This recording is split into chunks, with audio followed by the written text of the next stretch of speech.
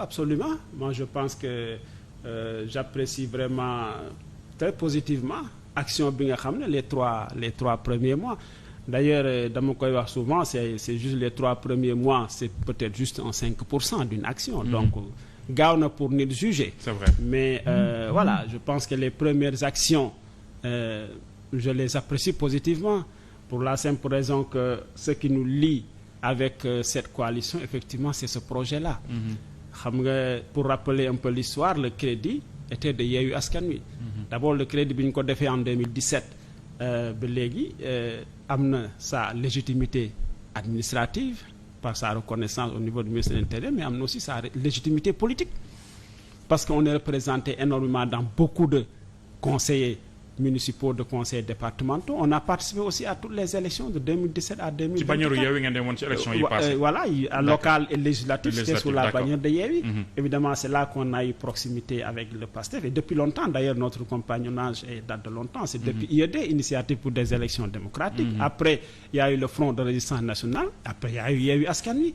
Bon, je pense qu'on a pu s'apprécier mutuellement. C'est pour ça que nous, quand le président Ousmane Sonko a envoyé un émissaire pour demander à ce que le crédit porte sa candidature, nous avons donné un avis favorable. Pour les 2 raisons qu'effectivement le projet nous convenait et recoupé sur beaucoup de choses. Le projet Mais justement, ils sont au pouvoir maintenant, mais le projet tarde à être mis en œuvre. Qu'est-ce qu'il explique? Est-ce que amu leen déception yéen les alliés yi ko gëmoon au même niveau que les autres Sénégalais qui se demandent où est passé ce fameux projet? Oui, c'est ce que je dis. C'est souvent, je dis que man daf may jaaxal quand j'entends ñu ne projet amul. Man je sais que ci biir coalition yi bu ñu nekkee on a mis en place plusieurs commissions, commission communication, commission stratégie, opération électorale, finance, etc. Et il y a une commission qui s'appelait programme. Pour travailler sur ce projet. Oui, qui s'appelait programme. Donc un projet de 273 pages. Boo xam ne man j'étais souvent dans 2 commissions. J'étais dans la commission programme et dans la commission stratégie politique. J'ai apporté une contribution. Mais justement, est-ce que vous avez travaillé ci point yi nga xam ne yëpp mooy conduire un pays ci développement? Parce que loolu la ñuy wax en fait maanaam il ne suffit pas de dire éducation bi nii laa bëgg a def mais nga xam fan ngay teg sa tànk ba egg fa ak quel moyen le financer. La santé pareil yëpp ay problème au Sénégal. Yooyu yëpp ça existe. Voilà, yëpp mu ngi dans le projet. C'est pour ça que man daf may jaaxal su ma dégg ñu ne bon amul. C'est le premier ministre qui a dit qu'au 3e trimestre de cette année lay pare. Voilà, peut-être mise en œuvre bi. Les gens peut-être n'ont pas bien compris, ils ont caricaturé un peu ses propos. Ce qui est d'ailleurs ce qui arrive souvent. Ça, les propos de Ousmane Sonko. Très souvent, les gens, voilà, ils caricaturent ça, ils l'entendent comme ils veulent. Mais en réalité, comme li may wax rek, mais projet bi ñu koy tëgg bi ñuy tëgg projet bi. Bon, c'est vrai que moi, je l'ai intégré bi ñu duggee ci coalition bi. Mais quand même boo demee ba jël nag maintenant les rênes du pouvoir am le système mooy li may jox image bi may jox rek tailleur bi nga xam ne dafay ñawal. ñi nga xam ne ni ñëwagul ba natt mais lu ñaw bi yem il faut boo ñëwee nag am na ay paramètres yoo xam ne nit ki da koy sol ñu ajusté ko. C'est vrai. Donc programme bi suñu dem ba taw ko ba léegi nag nga xam ne on tient maintenant l'appareil d'État. Là c'est là qu'on va avoir les paramètres réels. Les données réelles de la situation. Mais am na benn adaptation bu ndaw boo xam ne c'est obligatoire boo xam ne moom ngay def il faut le comprendre dans ce sens-là. Parce que vous aviez beaucoup promis, vous aviez pris des engagements. Moo tax les Sénégalais sont un peu pressés. Yaakaar ne da ngeen di ñëw rek dérouler comme ni ngeen ñu ko diggee woon. Voilà justement mais d'abord yàggagul mais en tous les cas ce qui est garanti c'est que c'est pas un projet chimérique. Pas du tout c'est pas un projet chimérique comme les gens pensent, comme certains pensent que. Voilà, et gëm nga ne c'est réalisable et que dina soppi Sénégal.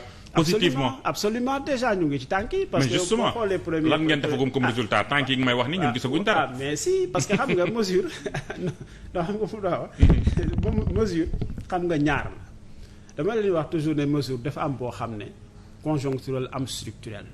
Projet bi vraiment à terme moom mooy indi la transformation structurelle te loolu nag boo ko déggee yax bi mooy vraiment ñu am souveraineté. On ne peut plus continuer à importer des biens de production, à exporter nos matières premières brutes. Donc il faut casser cette tendance-là, il faut ñu casser ko ramener vraiment am souveraineté loolu nag dafa impliquer plein d'autres questions industrialisation bi développement de l'agriculture, du secteur, etc.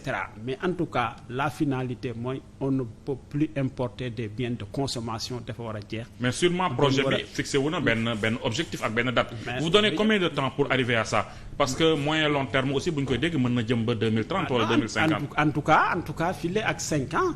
fii ak 5 ans mandat bi 5 ans la. oui ak 5 ans les Sénégalais vont voir les transformations structurelles mais transformations conjoncturelles yi quand même commencé na. parce que bi président Diomaye jëlee le pouvoir immédiatement il y avait des urgences. Première urgence bi mu amoon mooy l'hivernage qui pointe. Ouais. Alors là quand même dette intérieure bi gis ngeen li mu si def. Il a quand même fait des efforts pour éponger une certaine partie de la dette intérieure pour que les semences ak intrants yi mën a disponible loolu am na. Beneen urgence bi amoon ci nawet bi mooy les inondations mais loolu c'est des solutions structurelles mu ne pour le moment nañu compter sur l'engagement citoyen mobiliser les citoyens conscientiser leen au moins ñu déboucher les caniveaux dégager les routes ñi nga xam ne ñooy acheminer ndox bi. Il y avait aussi la tabaski. Il y avait la tabaski aussi urgence la des moutons le voyage tout ça yooyu yëpp indi ay solutions le coût de la conjoncturelles plutôt. le coût de la vie waaw le coût de la vie rëy na bëri na néew na. Mais c'est quand même quelque chose donc je pense que les mesures vraiment conjoncturelles sont là te c'est des efforts qu'il faudrait saluer.